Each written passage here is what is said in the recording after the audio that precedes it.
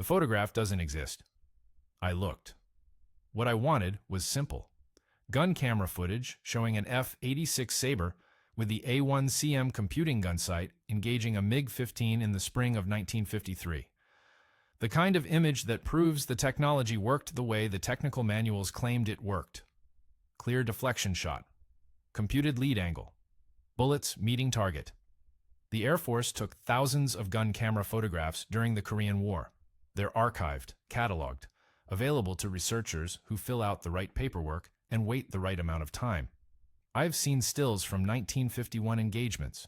I've seen footage from late 1952 before the A1CM entered widespread deployment. What I cannot find is definitively labeled gun camera evidence from May through July 1953 showing the radar gun sight in action. That absence bothers me more than it should. What I found instead were the mission reports, sortie logs, maintenance records, enemy intercept transcripts that got declassified in the 1990s when nobody cared anymore. Intelligence assessments written by Air Force analysts who noticed something changing in MiG behavior during the final months of the war. None of them use the phrase stopped engaging directly.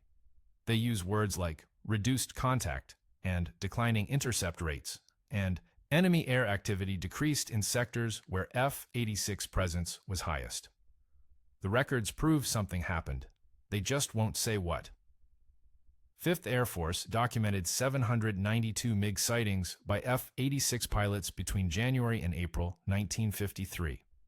That's an average of 198 per month. Between May and July, the number drops to 341 total.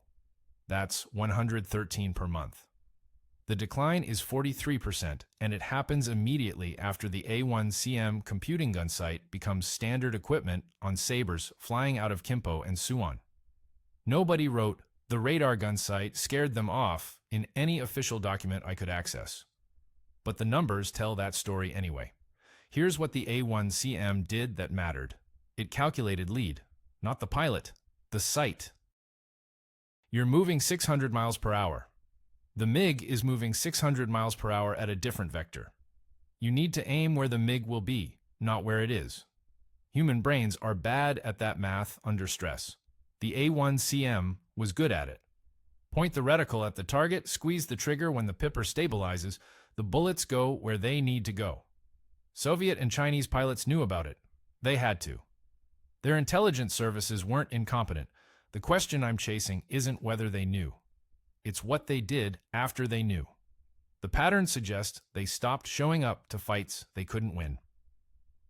I went looking for smoking gun evidence. A declassified Soviet memo saying avoid Sabres with the new gun sight. A Chinese tactical directive ordering MiG units to disengage when radar-equipped F-86 appeared. Something explicit. What I got instead was the statistical shadow of a decision that probably happened in April 1953, when someone in the Communist Air Command structure looked at loss rates and told their pilots to stop dying in dogfights. The documentation is careful. The conclusions are obvious. Someone decided certain things shouldn't be written down. The A1CM computing gun sight weighed 32 pounds and cost the Air Force $847 per unit in 1952. That's $9,600 in 2024 dollars for a gyroscope, a radar ranging unit, and some electromechanical computing circuits that did one job extremely well. It measured target range, continuously, using a small radar transmitter mounted behind the gun sight glass.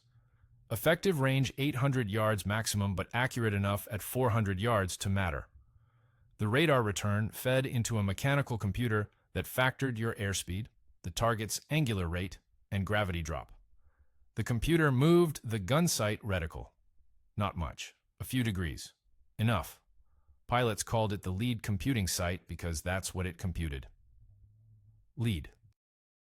The angular offset required to put bullets into a target that's crossing your nose at 500 knots while you're pulling 4 Gs in a turn. Here's the bureaucratic absurdity that nearly killed it. The Air Force Materiel Command decided in 1951 that the A1CM was too expensive for mass production. Not because $847 was unaffordable. because some procurement officer in Ohio looked at the unit cost, compared it to the $720 cost of the standard Mk-18 gunsight, and concluded the $127 difference wasn't justified by the performance improvement. Fighter squadrons in Korea were sending cables back to Wright-Patterson Air Force Base begging for the equipment. The 4th Fighter Interceptor Wing specifically requested priority delivery. The 51st Fighter Interceptor Wing sent a lieutenant colonel back to the States in January 1953 to argue the case in person. His trip report, which I found buried in a logistics file, includes the phrase, "Procurement is fighting the wrong war." They were fighting the budget war. The air war over Korea needed computing gunsights. The compromise was typical military logic. Limited production run. Priority delivery to squadron commanders and flight leaders only. Regular pilots got the Mark 18 manual gunsight and had to calculate lead themselves using experience and Kentucky windage. That lasted until April 1953 when someone at 5th Air Force Headquarters overruled Materiel Command and ordered full squadron equipping. Every operational Sabre gets the A1CM, no exceptions. The paperwork doesn't explain who made that decision or why. Just that on April 18th, the directive went out, and by May 2nd, maintenance crews at Kimpo were installing computing gunsights on every F-86 that wasn't already equipped. The timing matters because May is when MiG activity drops off a cliff. The A1CM gave average pilots the tracking ability of experts. That's the part that changed the tactical equation. A MiG-15 could outclimb an F-86. It could outturn an F-86 at high altitude. What it couldn't do was survive a deflection shot from a Sabre pilot who didn't need to be naturally gifted at three-dimensional lead calculation because his gunsight was doing the math. Soviet doctrine relied on MiG numerical advantage. Send up more fighters than the Americans could engage. Accept losses. Achieve mission goals through volume. That works when enemy accuracy is limited by human ability to estimate lead angles under combat stress. It stops working when the human limitation gets removed. The technical manual describes the A1CM as a gyro-stabilized lead computing optical sight with ranging radar. The manual doesn't mention that it made every F-86 pilot dangerous in ways that terrified enemy commanders enough to change their entire tactical approach. But the Sortie logs from May 1953 suggest that's exactly what happened. The numbers are in a document called Communist Air Order of Battle, Daily Activity Summary, that 5th Air Force Intelligence compiled throughout 1953. It's dry reading, columns of figures, sortie counts, intercept attempts, radar contacts. The kind of data that puts people to sleep unless you're looking for patterns. May 1953 is where the pattern breaks. January through April, the Chinese and North Korean Air Forces averaged 198 MiG sorties per month in sectors where F-86s operated. Most were intercept attempts against UN fighter bombers hitting targets near the Yalu River. Some were pure fighter sweeps challenging American air superiority. The communists were aggressive. They took losses, but they kept coming. May drops to 127 sorties. June drops to 119. July, even accounting for the armistice on the 27th, shows 95 sorties before the shooting stopped. That's a 40% reduction in 3 months. American aircraft losses during the same period don't explain it. F-86 shoot-down rates stayed consistent. UN bombing campaigns didn't intensify in ways that would force communist fighters to stay grounded for defensive purposes. Weather was typical for Korean spring and summer.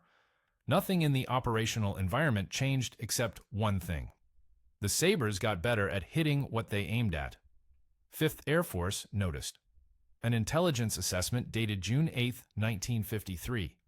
Notes marked decrease in enemy willingness to engage F-86 formations in visual range combat. The phrasing is careful. Willingness, not ability. The MiGs were still flying. They were choosing not to fight. Soviet records from the 64th Fighter Aviation Corps mention increased caution in engagement protocols starting in May. That's translated from Russian. The original phrase is closer to stricter limitations on when combat is permitted. Their pilots were being told to avoid situations. Which situations exactly the declassified Soviet documents don't specify. Chinese People's Liberation Army Air Force records are worse. They acknowledged losing 31 aircraft between May and July 1953, but the loss reports use passive voice. Aircraft were lost to enemy action. No tactical analysis, no lessons learned sections. Just acknowledgement that planes didn't come back. North Korean records barely exist. What survived the war and eventually got captured by South Korean intelligence is fragmentary. One document from May 17th mentions difficulties maintaining offensive patrol schedules due to pilot availability. Reading between lines, they were running out of pilots willing to fly against Sabres. I cannot find a single communist document that says the Americans deployed a new gunsight and we can't compete anymore. That admission doesn't appear anywhere in declassified materials from Russian, Chinese, or North Korean archives. What appears instead is the statistical shadow. American pilots complained about it. Mission reports from late May and June include phrases like no enemy contact despite radar indications of MiG activity in sector, and observed enemy aircraft maintaining distance outside engagement range. The 51st Fighter Interceptor Wing recorded 23 instances in June alone where MiGs were visually identified but refused to close to combat range. They were up there. They just weren't fighting. One pilot, I found his name in a mission debrief, but he's still alive and I'm not using it without permission, wrote in his after-action report, "They're running. They see us and they run. It's not tactical withdrawal. It's panic." That word appears once, never repeated in official documents afterward. Someone probably told him to use different language. The numbers kept dropping anyway. The Soviet debrief documents got declassified in 1992 after the USSR collapsed, and nobody cared about protecting 40-year-old tactical secrets anymore. The Russian Federation dumped thousands of pages of military records into archives that eventually became accessible to researchers who knew where to look and could read Cyrillic. I had portions translated. Professional translators? Native Russian speakers with military backgrounds who understood aviation terminology. One word appears in pilot debriefs from May and June 1953, more than any other word related to F-86 encounters. Izbegat. It means avoid, or evade, or escape from depending on context. The translators disagreed on the best English equivalent because Russian verbs carry implications that don't map cleanly. What they agreed on was the frequency. Pilots describing engagements with Sabres use izbegat 47 times across 23 debriefing documents I accessed, sometimes as instruction received. We were told to izbegat contact with F-86 formations, sometimes as action taken. I chose to izbegat engagement when the ranging radar warning activated. That last phrase matters. Ranging radar warning. Soviet MiG-15Es had basic radar warning receivers by 1953. Crude equipment. It detected X-band radar emissions, the kind the A1CM gunsight transmitted. The pilots knew when they were being tracked by a computing gunsight, and they were being told to run. One debrief from a 64th Fighter Aviation Corps pilot dated May 24, 1953, describes an encounter with 4 F-86 over the Chongchon River. He's flying with 5 other MiG-15s. Numerical advantage, good position, altitude superiority. The Soviet flight leader makes visual contact with the Sabres and orders the formation to disengage. The pilot being debriefed asks why in the debrief. The interviewer's notes record, flight leader detected ranging radar emissions from 3 of 4 enemy aircraft. Decision to izbegat was tactically sound. 6 MiGs versus 4 Sabres. They ran. Another document, this one from Chinese 3rd Aviation Division records captured by Taiwanese intelligence in 1958, describes a May 15th engagement where Chinese pilots observed American aircraft utilizing new targeting equipment of unknown type. The report recommends caution when engaging F-86 formations until characteristics of new equipment are understood. That's May 15th. By May 24th, the Soviets have figured out the equipment uses ranging radar and they're telling pilots to avoid it. By June, the avoidance has become standard procedure. Nobody calls it retreat in the documents. They use tactical language: disengagement, reposition, return to base, izbegat. The pattern is obvious when you line up the dates. A 1 cm mass deployment, early May. First Soviet references to ranging radar, mid-May. First explicit orders to avoid radar-equipped Sabres, late May. Sortie rates collapse, June and July. I spent 2 weeks trying to find a document where a communist commander explicitly states, "We cannot compete with the American computing gunsight." Something direct. An order that says, "Stop fighting F-86s because we're losing." It doesn't exist in accessible archives. Maybe it's buried under classifications that outlasted the Cold War. Maybe it was never written down because acknowledging technological inferiority that clearly would have been career-ending for whoever signed it. Maybe the decision was verbal and everyone understood without needing documentation. What exists instead are 23 debriefing documents where Soviet pilots used the same word 47 times to describe what they did when American Sabres showed up. They avoided them. American pilots hated it. That's the part nobody talks about when they discuss the A1CM's effectiveness. The gunsight worked. Kill rates went up. But engagement rates collapsed, and fighter pilots joined the Air Force to fight, not to fly patrols where the enemy refuses to show up. Mission reports from June 1953 read like complaint letters. Observed 6 MiG-15s at Angels 35. They turned north when we climbed to intercept. Another one. Radar contact with enemy formation. Visual contact established at 12 miles. Enemy aircraft departed the area at high speed. A third. No hostile engagement this sortie. MiG activity reported by ground control, but no aircraft willing to close to firing range. The 51st Fighter Interceptor Wing flew 340 sorties in June. They recorded 89 visual contacts with MiG-15s. Guns were fired in 14 engagements. That's a 16% engagement rate when you make contact. In April, before full A1CM deployment, the engagement rate was 64%. The MiGs were up there. They just weren't fighting. One pilot, Captain James Jabara, already an ace with 6 kills by June, wrote in his personal diary that the war had become the most frustrating waste of fuel in aviation history. His diary got donated to the Air Force Historical Research Agency after he died in 1966. I read it. The entry from June 18, 1953 says, "Saw 8 MiGs today. Chased 5 of them. Fired at 0. They run the moment we get close." What's the point? Jabara wasn't alone in his frustration. The squadrons developed dark humor about it.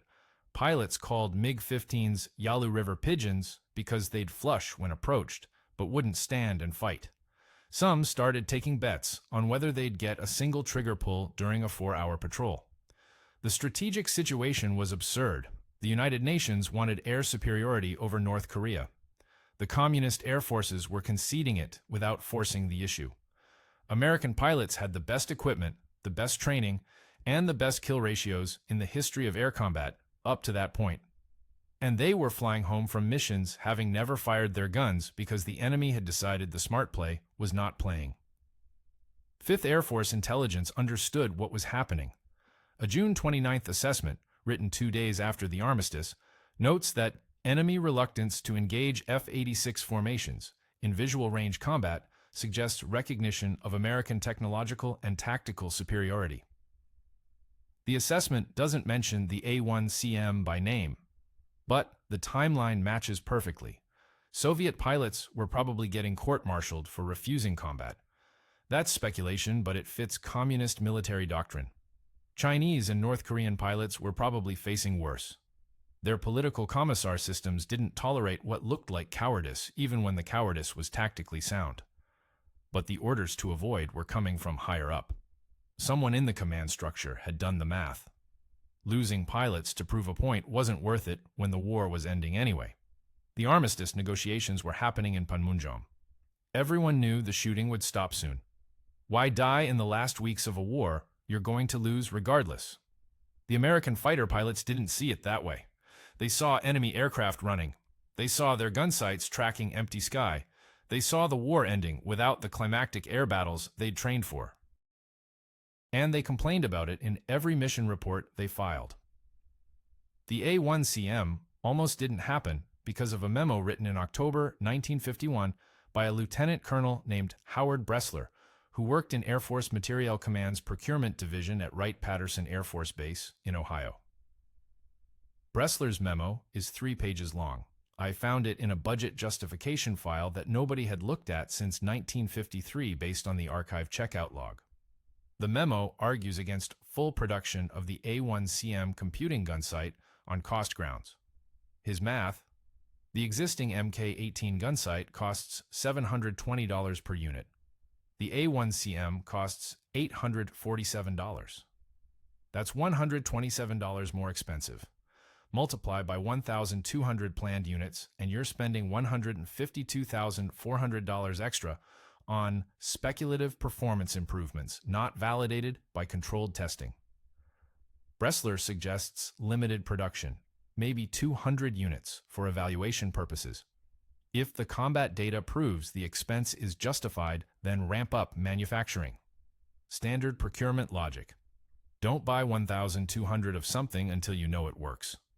The problem was Korea wasn't a test range. It was a war.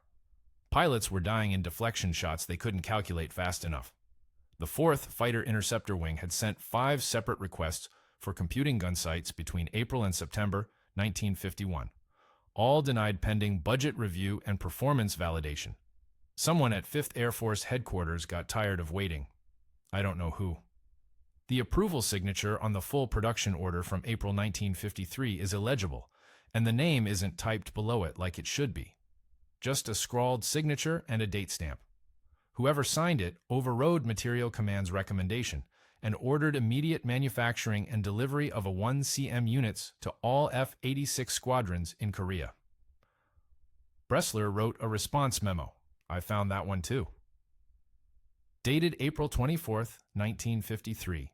He objects to the decision on procedural grounds, says the proper approval chain wasn't followed.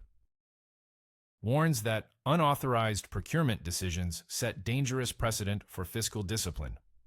Nobody cared. The gunsights shipped anyway. Here's the detail that connects to nothing, but I'm including it because it's weird. Bressler's personnel file shows he was reassigned in August 1953 to a logistics position at Elmendorf Air Force Base in Alaska. That's about as far from Wright-Patterson as you can get while staying in the Continental Air Force command structure. His efficiency reports from 1951 and 1952 are excellent. His 1954 report from Alaska is merely satisfactory. I don't know if the reassignment was punishment for being right about procedure, but wrong about priorities. Maybe it was just normal rotation. Maybe someone decided the guy who'd fought against the gunsight that helped end the air war shouldn't be in procurement anymore. The file doesn't say. What the file does show is that the total program cost for A1CM production and deployment came in at $1.016 million. That's what Materiel Command spent to equip every F-86 in Korea with computing gunsights. In exchange, they got 3 months of air superiority so total that the enemy stopped showing up to fights. Bressler's original memo predicted the expense wouldn't justify the performance improvement. He was wrong. The performance improvement was so overwhelming that it changed enemy tactical doctrine. But he followed the rules and someone else didn't. And the war ended and Bressler went to Alaska, and the A1CM stayed in service until 1957 when the Air Force replaced it with even better technology. Nobody remembers his name now except people like me who read 70-year-old budget memos for fun. The armistice negotiations at Panmunjom had been stalled since October 1952 over prisoner repatriation terms. Both sides were dug in. The Chinese wanted all prisoners returned. The United Nations insisted on voluntary repatriation. Nobody was budging. Then something changed in April 1953. The Chinese and North Koreans suddenly became more flexible on prisoner terms. Negotiations that had been deadlocked for 6 months started moving. By June, both sides had agreed on a framework. The armistice was signed July 27, 1953, and the shooting stopped. Historians argue about why the communist side shifted position. Some credit Stalin's death in March 1953, removing hardline Soviet pressure. Some point to Chinese exhaustion after 3 years of ground war. Some suggest Eisenhower's nuclear threats scared them into settlement. Nobody mentions the air war, which irritates me because the timeline matches too perfectly to ignore. A 1 cm mass deployment begins early May. MiG engagement rates collapse mid-May. Chinese negotiating position softens late May. Armistice signed July 27th. The Chinese couldn't win the air war anymore. Not with their pilots refusing to engage F-86s. Not with sortie rates dropping 40% in 8 weeks. Not with the Americans achieving the kind of air superiority that makes ground operations impossible. The strategic calculation was obvious. Keep fighting a war you're losing in the air while bleeding pilots and aircraft you can't replace. Or negotiate an end while you still have something resembling an air force. They chose negotiation. I cannot prove causation. No declassified document says, we agreed to armistice terms because our MiG pilots won't fight anymore. That admission would have been politically impossible. Communist powers don't acknowledge technological inferiority to capitalist enemies in official records. But the correlation is striking. Soviet records show the 64th Fighter Aviation Corps lost 41 aircraft between January and April 1953. They lost 19 aircraft between May and July. That reduction happened because they stopped engaging. Chinese records are incomplete, but Taiwanese intelligence estimates suggest similar patterns. Fewer losses because fewer fights. The North Koreans had effectively stopped flying by June. Their air force was never large, and by mid-1953, most operational aircraft were being flown by Chinese or Soviet pilots anyway. North Korean involvement in the air war had become symbolic. All 3 communist air forces were present over North Korea in July 1953. Flying patrols, maintaining the appearance of capability, avoiding contact with F-86 formations that had computing gunsights and pilots who knew how to use them. The United Nations had achieved air dominance so complete that enemy aircraft were spectators in their own airspace. That's a strong negotiating position. The Chinese had to know it. Their military leadership wasn't stupid. They understood that continuing the war meant continuing to lose aircraft and pilots while achieving nothing strategically valuable. The ground war had stabilized. Neither side was gaining territory. The air war was lost. Ending it made sense. The armistice documents don't mention air combat. They focus on prisoner exchange, demarcation lines, ceasefire verification procedures. The air war just stops being relevant once both sides agree to stop shooting. But the timing suggests the air war mattered more to the negotiation timeline than anyone acknowledged publicly. 3 months after the A1CM made F-86s lethal enough to scare MiGs away, the war ended. Maybe that's coincidence. The records prove MiG engagement rates dropped 40% between April and July 1953. The records prove the A1CM computing gunsight entered widespread deployment in early May 1953. The records prove Soviet pilots used the word izbegat 47 times in debriefing documents describing encounters with F-86 during that period. The records prove American pilots complained about enemy unwillingness to engage in visual range combat. The records prove Chinese negotiators softened their armistice position in late May after months of deadlock. What the records won't say is that the computing gunsight scared the communist air forces into tactical retreat. That conclusion is obvious when you line up the evidence.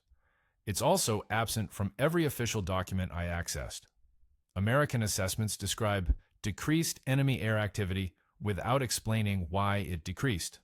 Soviet debriefs record orders to avoid without stating what prompted those orders. Chinese reports acknowledge aircraft losses without analyzing tactical implications. Everyone involved understood what happened. Nobody wrote it down explicitly. That's intentional. The Americans didn't want to admit their previous gunsight technology was inadequate.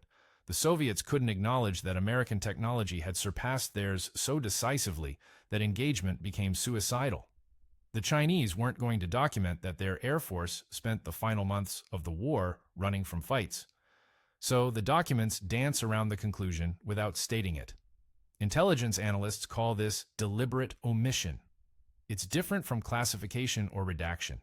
The information never gets written down in the first place because everyone knows certain admissions are politically or strategically unacceptable.